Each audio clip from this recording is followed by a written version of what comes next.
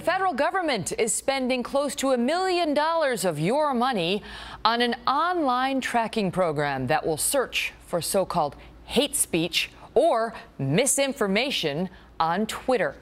So some bureaucrat decides whether you are being hateful or misinforming people. What could possibly go wrong? Chris Stirewalt is our Fox News digital politics editor. The Senate just failed to pass a bill that would do something similar to this. And while they were saying, look over here, we denied that, we're not going to pass that, another federal agency was saying, we just got $1 million to do it over here, don't worry.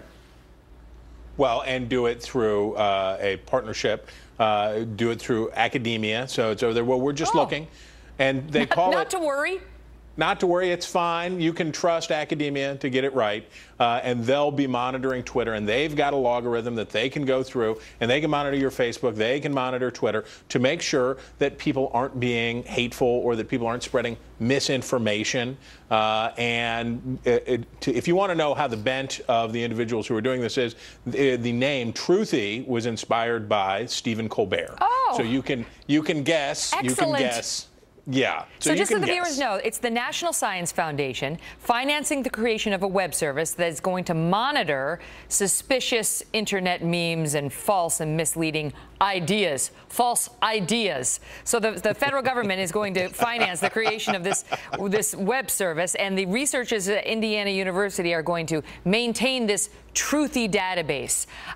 What business is it of the federal government, whether people are out there offering views that are hateful or misinformed?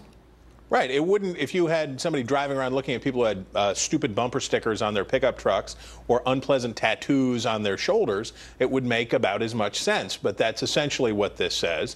What else it says is this is a problem that this government has had many times in the past, but we recall most recently during the furor over the passage of Obamacare, the White House created a tip line where you could report your friends. That's you could in this report too. your neighbors. That's in right. this too. They say we plan to use Truthy to detect political smears, misinformation, and other social pollution. We rely on users like you to flag injections of forged grassroots activity and so on. I mean, you tell me what the feds are actually going to do with this information.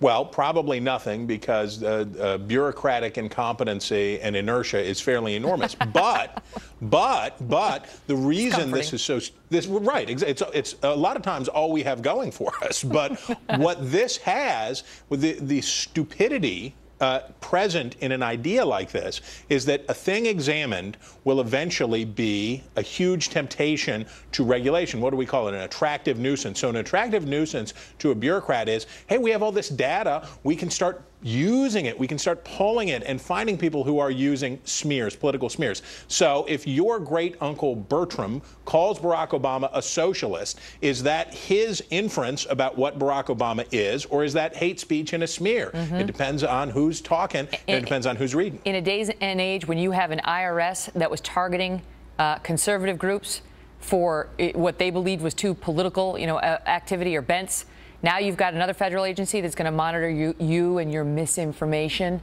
I mean, how's that going to be used against the average Joe? You have an American public that does not trust its federal government with their own information, and this is not going to help.